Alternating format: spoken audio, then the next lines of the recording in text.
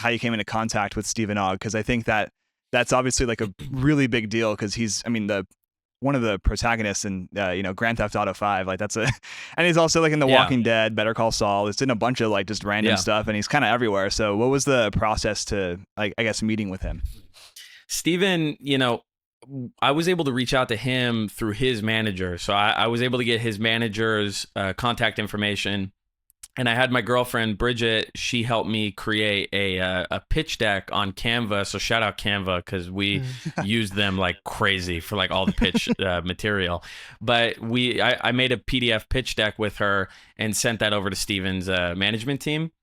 And then Steven had read the initial thing, and then they said, okay, cool, can you send us a script? I sent the script. It was like within a day, Steven had read it. He was like, I love this. And he called me, I think like a few days after that, and we had like an initial meeting over the phone. And then after that, it was let's meet in person. And I think we did around 5 or 6 in-person meetings before actually getting to set. But reaching out to him was through his management team. And then that just kind of, the rest is kind of history. That's super cool. Yeah, that's awesome. Yeah, Steven definitely strikes me as somebody who is just kind of in it for the love of the art.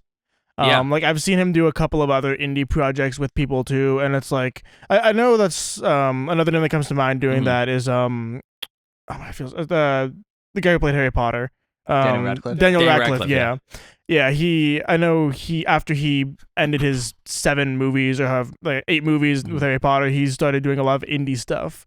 It seems like just like something that is, I guess, a trait of a good actor too. I mean, not necessarily like you have to do that, of course, but just somebody who loves to support independent filmmakers and kind of give them a chance to get their movies off the ground just by using their name.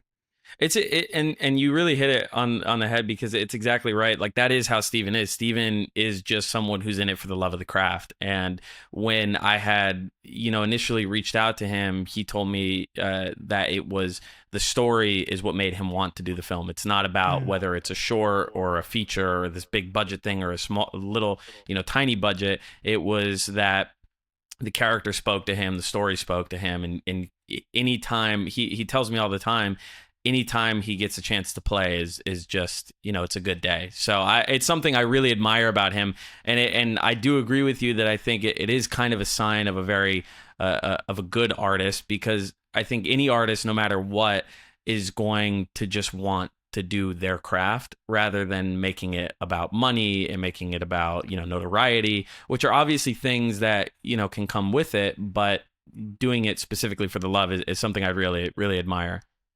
And what made you think of him specifically? Like, were you in the pre-production process and you're like, there's no one else who can portray this role other than Stephen Ogg?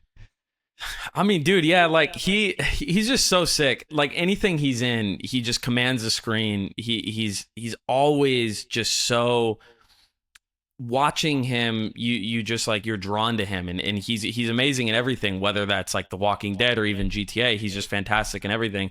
So he's always been an actor I've always wanted to work with. And when we were writing this character, I did see him and I was like, this would be really cool if we were able to get him for this, but I'm like, that's probably not going to happen. So he was someone who came to my mind very early, for sure. When we were in the process of writing the script and everything, we did put out a public casting call, and we're able to get auditions through just kind of open, non-union actors. But I think just Steven, there really wasn't anybody else that role was for. Yeah. No, totally. I think he's, again, like you said, just a really brilliant actor. And I think that, I don't know, I feel like everyone has seen him. And because like my mom, for example, I was telling her, I was like, oh yeah, we're going to have this guy on our podcast who directed a film with Stephen Ogg.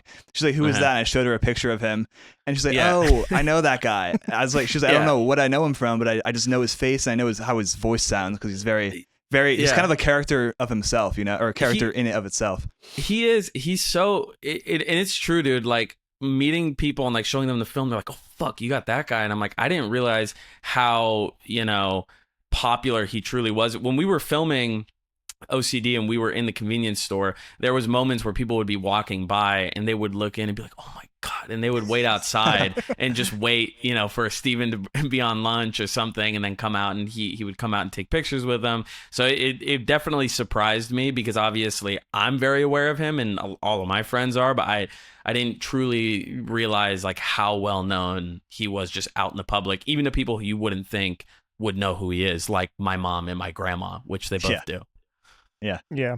And then along with Steven, if you go into I'm sure you read the comment on OCD all the time. Mm-hmm. There are a lot of people commenting on Steven's performance, but there are also a significant amount of people talking about Owen's Raz Fitz is the actor. Yeah. Obviously, but a lot of people are talking about his performance as well, and how kind of he killed it basically as the main character. Is there anything, I mean, obviously he's a talented actor, of course, but getting into, I guess, the directorial side, is there anything notable that you did that you think kind of helped pull the performance that you ended up getting out of him? Yeah, I mean, it's definitely tricky to be self-reflective about my own directing and be like, I did this and this is why the performance is so good. I feel like it's hard for me to do that without, maybe having someone else speak on it, because I think what definitely helped, because what helped the performances a lot is in any project I go into, I love to have like prep time. I love to have rehearsal. I love to have moments where I can just make the actors comfortable in the space, because it's something I've spoken on a lot, is that when an actor feels safe and comfortable, then they will, perform, and they'll take risks, and they'll do something different that maybe they wouldn't do if they were uncomfortable. And so I think creating a safe environment on set for your actors to play in, that's one thing that I definitely think helps a lot, because acting is inherently, it's kind of embarrassing, right? It's a little scary. You're getting up in front of a whole crew and doing something, and sometimes you might do something that's like cringe or whatnot, but you have to be okay with that as an actor. And if you can create that environment that an actor feels comfortable and safe, then I think they're more willing to explore. So I do think, I'd like to think that I create a very comfortable space for my actors.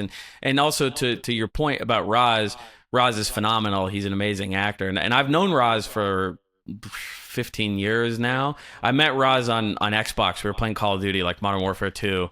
We were in like the same lobby, and we both had like prepubescent voices. So I knew we were both kids, and I was like, what school do you go to? And he's like, I go to this school. And I was like, I go to that school. What the hell?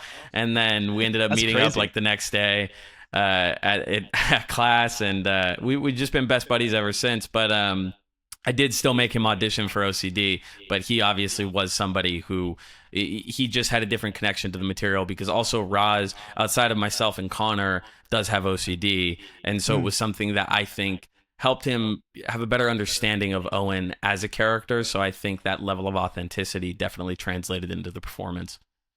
Yeah. That's absolutely insane. You met him on Call of Duty. And I know. He just happened to live nearby. Like, what are the odds I know. of that? It's very weird, but very grateful for it. Yeah, no, that's a cool story. Kind of going back to Steven for 1 second, as I also had a question, because I also, obviously, I think every indie director imagines getting like a big star in their film. Because of course, like that's one of the coolest things ever. So I was just wondering if you were intimidated with having him on set. Like, did you ever feel like any imposter syndrome? Like, I'm not good enough. He's worked on bigger shows. He's gonna judge me, thinking I'm not like, not quite.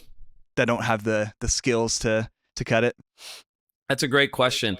For me in particular, I don't feel the imposter syndrome really anymore. I think definitely a few years ago. I think a lot of the times when I would make movies, I did this movie called Gold, a few years ago. And when I finished it, I was like, this was just a waste of money. This was terrible. What a waste of my time. Everyone thinks I'm stupid, whatnot. I definitely got a lot of those intrusive thoughts and that feeling back then. But I think the more that I have done it, I am definitely very confident in the work and in the material. So I do feel a sense of confidence going into set. And with Steven in particular, I think what helped a lot of any nerves that I would have had and putting those at ease was the fact that we had met so many times prior to actually shooting. Because if he did show up on set and I had never met him, face to face, and we hadn't shared, multiple hours getting to know each other and just chatting as normal people do, then I do think I would feel a little bit more intimidated, because he is definitely somebody who physically seems like he would be intimidating, because he's tall and like he's like 6'2". I'm just like average height. I'm like 5'9", and so I'm always like, oh shit, you know, when you meet someone like that. But he's just a sweetheart. He's like a teddy bear. He's really like the nicest guy, and he's such a wonderful actor for a director to work with, because he just gives you so much to choose from. Whether I were to tell Steven, that was great, let's just do it again like that, he would still give me something a little different, even though it would be in the same kind of vein as the previous take. So it would give you a lot of range when you're in the editing room, because I think as a director, you kind of need to direct with the edit in mind.